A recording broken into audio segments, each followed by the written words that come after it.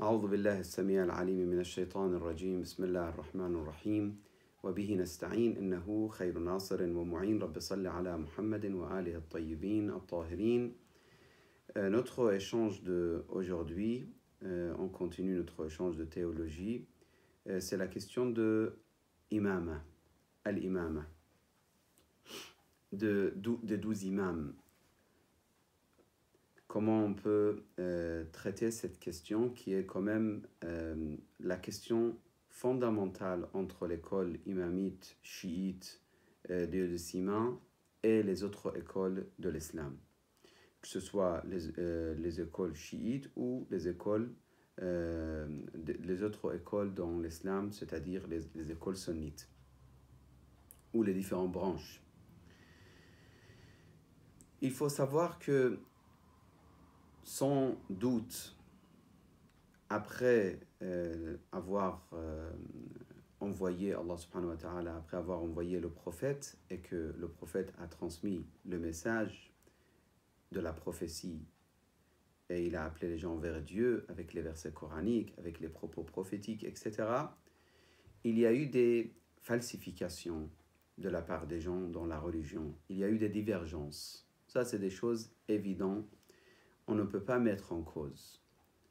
Cette muqaddama ou cette introduction doit être très très éclaircie lorsqu'on a des échanges avec nos chers frères dans les autres écoles. Et même entre nous. Il y a eu des divergences, il y a eu des ijtihad de la part de certains compagnons, il y a eu des mouvements sans se baser sur le Coran et le Hadith. Parfois, c'était l'amour de ce bas monde, la cause. Parfois, c'était l'ignorance, etc. Donc ça, c'est parmi les choses évidentes. Et parmi les choses évidentes, c'est que le Coran n'aime pas ou n'encourage pas ou même met en cause ce genre de mouvement.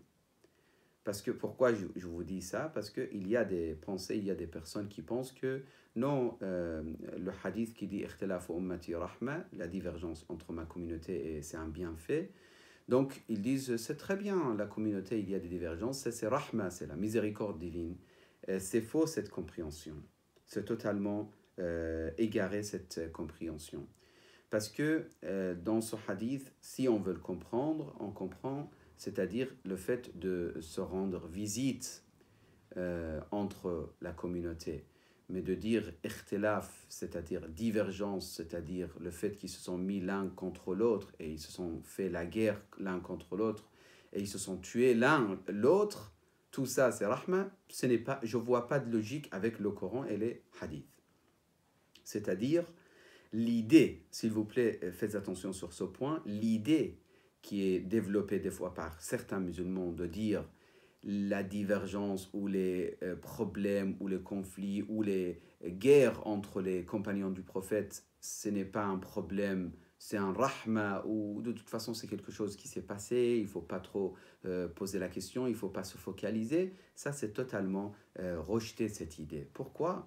Parce que le Coran, des versets coraniques et des propos prophétiques, ils interdisent justement cette divergence. Le prophète, à travers le Coran et à travers ses propres paroles, il nous a réunis et il a voulu réunir entre les musulmans. Les versets coraniques, je vous donne à titre d'exemple quelques-unes, mais sinon il y a d'innombrables versets sur ce point. Par exemple, wa'tasimu bihablillahi jami'an wa la tafarraqu. Donc, réunissez-vous autour de la corde d'Allah subhanahu wa ta'ala et ne vous dispersez pas ou ne soyez pas l'un contre l'autre. وَلَا تَكُونُوا كَالَّذِينَ تَفَرَّقُوا وَاخْتَلَفُوا مِنْ بَعْدِ مَا جَاءَهُمُ الْبَيِّنَاتُ. Ne soyez pas comme ceux qui se sont éloignés l'un de l'autre ou divergence, il y a eu des divergences entre eux après avoir vu la réalité et les signes. وَأُولَٰئِكَ لَهُمْ عَذَابٌ عَظِيمٌ. Ils ont des punitions immenses ou des châtiments immenses. Donc je vous donne les autres versets si vous voulez noter et rapidement regarder. Le Coran est très clair sur ce point. Rapidement, si vous voulez noter. Donc, par exemple, Surat Al-Imran, verset 103-105, Surat Al-An'am, verset 159. Et il y a d'autres versets à la colonne, je pense que c'est suffisant pour celui qui veut faire de recherche sur ce point. Le prophète également, il avait des propos exactement dans la même direction, avec même compréhension des choses. Le prophète, sallallahu alayhi wa sallam, et ça, aujourd'hui, je vous le dis, tous les hadiths que j'utilise ou je vous propose à travers ce livre de Sayyid al-Marhoum al-Hakim, ce sont des hadiths qui existent dans les sources sunnites. Donc le hadith est très très connu. Le prophète, il dit, les juifs, il y a eu des divergences entre eux jusqu'au 71 branches ou écoles. Tous égarés sauf une. Les chrétiens 72, tous égarés sauf une. Et vous les musulmans, 73 écoles ou branches ou écoles de pensée, et il n'y aura qu'une qui va être bien guidée. Et on a d'autres hadiths qui prouvent qu'il y a beaucoup de choses dans la communauté de l'islam qui va se répéter comme il a existé à l'époque de judaïsme et les autres écoles avant l'islam, et les autres religions avant l'islam. Donc là, on peut dire que Allah subhanahu wa ta'ala a voulu nous faire passer par des épreuves, ça c'est clair. Et c'est pour ça qu'il y a d'autres versets qui expliquent. Les gens, ils ont cru de dire Amanna, on a cru, ou nous avons cru, et ça y est, sans passer des épreuves. Nous avons fait passer des épreuves pour les gens avant vous. Donc Allah, il montrera ou il va tamiser finalement les véridiques, les hommes véridiques et les hommes de mensonges ou les gens qui ont l'habitude de suivre les mensonges ou les chemins égarés. Le prophète, maintenant, ce hadith, c'est très important, ce hadith, il existe dans Sahih al-Bukhari. Deux hadiths, je vous lis deux hadiths qui existent dans Sahih al-Bukhari avec ma modeste manière de traduire. Après, vous pouvez avoir d'autres traductions plus exactes. Le premier hadith, Rasulullah sallallahu alayhi wa sallam, il dit La tarji'u ba'di kuffaran. Ne retournez pas après moi en tant qu'incrédule ou mécréant. Yadribu ba'dukum riqaba ba'd. Vous vous frappez les coups l'un avec l'autre ou l'un combat avec l'autre ou tue l'autre, etc. Ici, la phrase yadribu ba'dukum riqaba ba'd, ça veut dire vous vous tuez entre vous. Un autre hadith, il dit innaka la ilma laka bima ahdathu ba'daka innahum irtaddu ala adbarihim al-qahqara. L'appel de la part d'Allah subhanahu wa ta'ala le jour du jugement, c'est le hadith qui explique le hawd devant le bassin, qu'est-ce qui va se passer. Le prophète il dit ashabi, mes compagnons, et le hadith dit que l'appel lui dit innaka la ilma laka bima ahdathu ba'daka. Tu ne sais pas, ô Muhammad sallallahu alayhi wa sallam, qu'est-ce qu'ils ont fait après toi une fois que tu as quitté ce bas monde, qu'est-ce qu'ils ont effectué comme acte. Innahum irtaddu ala adbarihim al-qahqara. Ça n'a rien à voir avec les juifs et les chrétiens de l'Europe ou les zoroastriens de l'Iran. Ça n'a rien à voir. Ça concerne les compagnons du prophète. Innahum, parce que lui il dit ashabi, ça aussi c'est Sahih al-Bukhari. Vous pouvez retrouver ce hadith. Si vous voulez, vous mettez juste innaka la ilma laka bima ahdathu ba'daka. Innahum irtaddu ala adbarihim al-qahqara. Donc ils se sont détournés complètement après toi, ya Rasulallah. Donc on voit très bien, pour juste avant de rentrer dans les détails de notre échange, on voit très bien que les compagnons, il n'y a pas de l'image des compagnons infaillibles ou impeccables ou parfaits ou etc. C'est totalement erroné, totalement pas exact, on va dire. Je ne vais pas utiliser d'autres termes. Ce n'est pas du tout exact. Cette image, cette sacralité qu'on a donnée pour les compagnons, ce n'est pas vrai. Ce n'est pas exact. Donc, tous ces hadiths, s'ils sont mentionnés, bien sûr, il y a d'autres hadiths dans les écoles de Ahl al-Bayt. Dans l'école de Ahl al-Bayt, il y a d'innombrables hadiths qui mentionnent les problèmes des compagnons, mais nous, dès le départ, on a essayé de se baser sur les hadiths qui sont acceptés par tous les musulmans, nos chers frères sunnites, comme dans l'école de Ahl-Bayt également.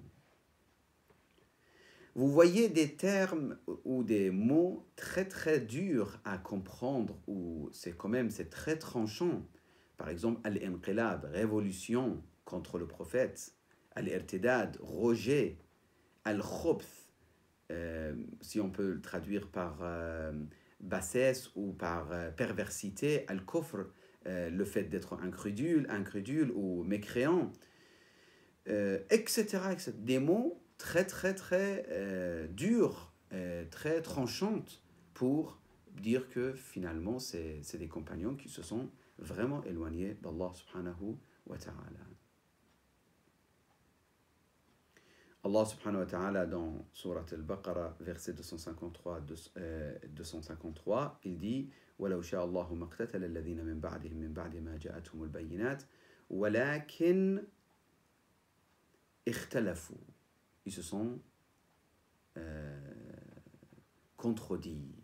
فَمِنْهُمْ مَنْ آمَنَ. Certains ils ont cru, وَمِنْهُمْ مَنْ كَفَرَ. Certains ils ont rejeté la foi totalement. En même temps, donc ça c'est la première partie de notre introduction. Deuxième partie de notre introduction qui est très importante. Donc jusqu'à là, on a parlé de la vérité, de fait qu'il y a des divergences après le prophète et que le Coran n'aime pas cette divergence, Allah n'aime pas cette divergence, les hadiths prophétiques n'acceptent pas cette divergence. Cette image sacrée qu'on a sur les compagnons, ce n'est totalement pas exact d'avoir cette image, que ce soit chiite ou sunnite. Attention, par exemple, les chiites, s'ils sacralisent tel compagnon, ils ont des arguments, d'accord, mais ils n'ont pas d'arguments, ils n'ont pas le droit. Ce n'est pas parce qu'il a pris le côté de Amir al-Mu'minin, ça y est, c'est un homme sacré, non. L'exemple très très connu, c'est Zubayr.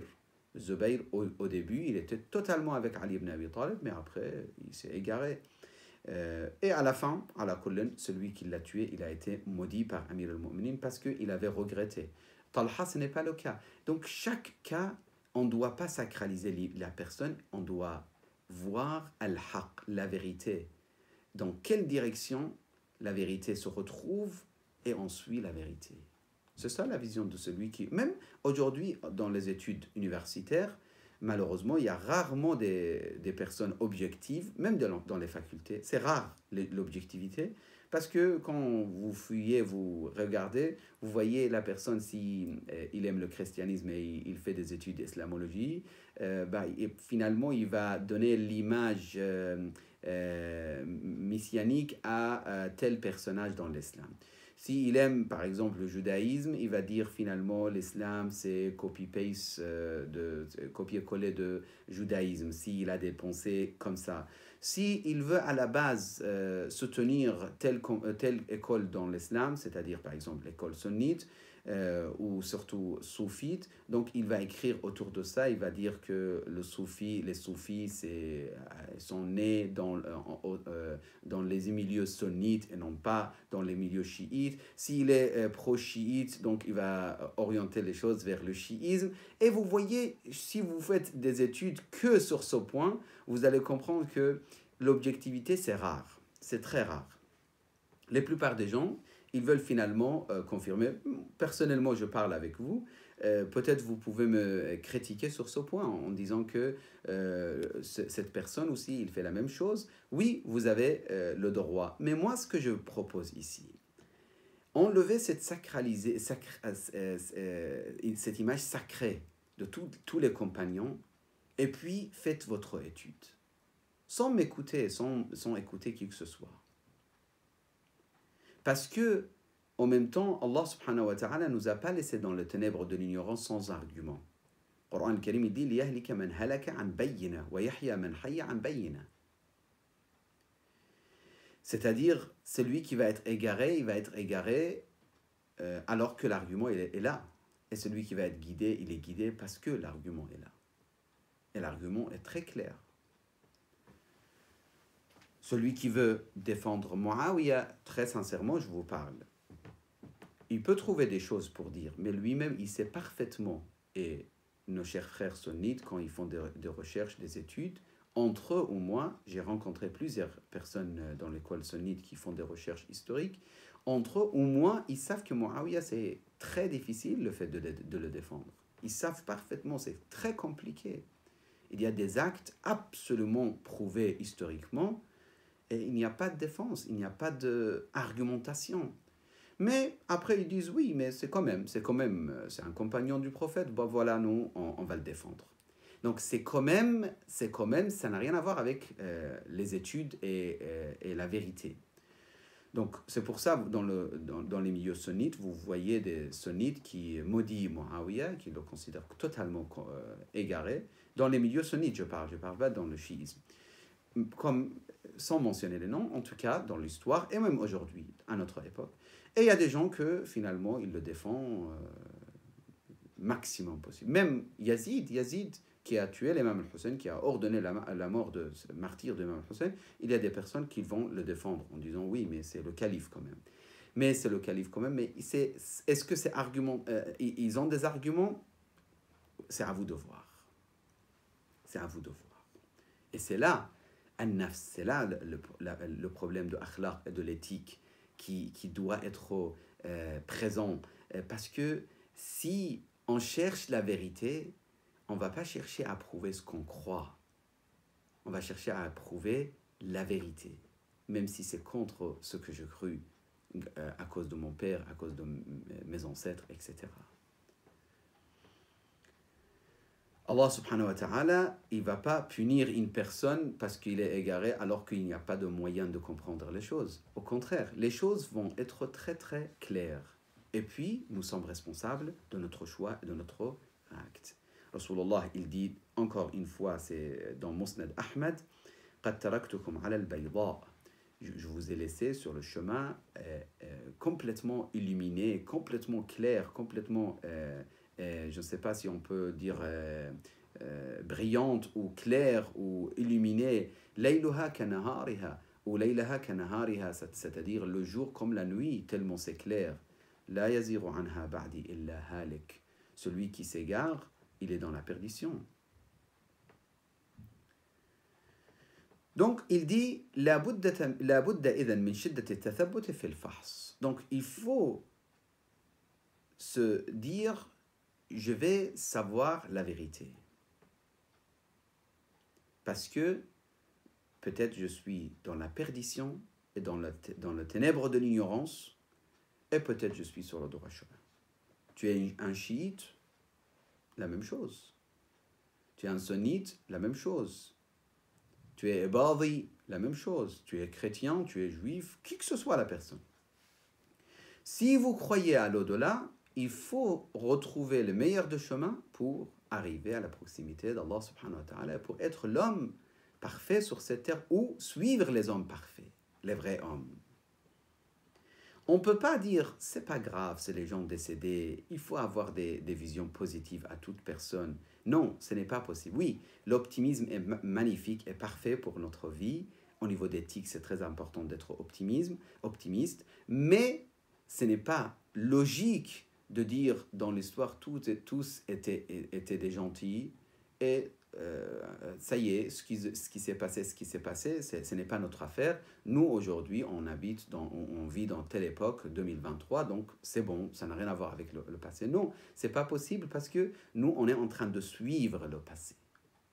On est en train de construire notre pensée sur les fondements du passé. On ne peut pas dire ça. On est en train de suivre tous les fondements, même théologiques, même sur la question de l'unicité de Dieu, on est en train de suivre les idées des gens de passé. Donc si tu suis Ahl al-Bayt, tu vas voir une autre vision de l'unicité de Dieu que si tu suis tel compagnon du prophète. Que des fois, il croyait que Dieu a un corps carrément quand il parlait. Amir al-Mu'minin, il dit tu dois connaître la vérité pour connaître les gens de la vérité. Tu ne peux pas sacraliser une personne et te dire c'est lui qui l'a dit, donc c'est fini. je ne peux plus réfléchir. Ce n'est pas possible. Qui que ce soit la personne qui parle, il faut connaître la vérité pour savoir est-ce que c'est un homme de la vérité ou un homme qui suit la vérité ou non. On ne peut pas choisir les hommes et partir avancer avec ça. Donc, moi, pour terminer, juste, si vous me permettez, je vais vous lire quelques hadiths pour l'importance de l'imama. Et on termine aujourd'hui avec ça. On ne peut pas dire que connaître l'imam, c'est secondaire. Ça y est, notre religion, c'est l'islam, et le Coran et le prophète, et point final. Non. Il y a plusieurs hadiths dans Musnad Ahmad, dans Sahih Muslim, et dans d'autres sources sunnites. Clairement, il dit, celui qui meurt alors qu'il ne connaît pas son imam de son époque, il est mort en tant qu'ignorant. Avec différents tournures, les phrases sont prononcées par Rasulullah sallallahu alayhi wa. Je vous lis juste le hadith de Musnad Ahmad et de Sahih al-Bukhari. Musnad Ahmad, man mata bi ghayri imamin, celui qui meurt sans avoir un imam, mata mitatan jahiliya. Aujourd'hui, je pose la question à toute personne devant moi, ici avec notre échange, ou même personne qui nous écoute plus tard. Qui est votre imam aujourd'hui? Si on n'a pas d'imam aujourd'hui, on va quitter ce bas monde en étant ignorant. Sahih al-Bukhari, man mata wa laysa fi unuqihi bay'atun. Celui qui meurt alors qu'il n'a pas prêté allégeance à un imam, mata mitatan jahiliya. Donc c'est la question qu'on va poser et qu'on va traiter, Inch'Allah, notre prochain échange. Wa sallallahu ala sayyidina Muhammadin wa alihi at-tayyibin at-tahirin.